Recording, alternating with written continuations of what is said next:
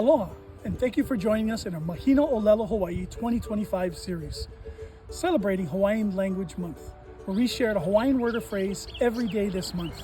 Today's Hawaiian phrase of the day is Kaʻoihana pili kaua, which translates to Department of Defense.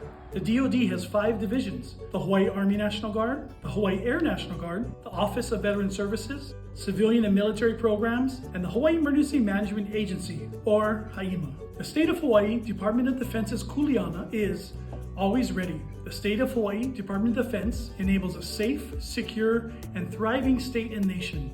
Trusted, ready, responsive. Overall, the State of Hawaii DoD plays a vital role in ensuring that the state is prepared for and can effectively respond to emergencies, safeguarding the well-being of the residents and guests of Hawaii.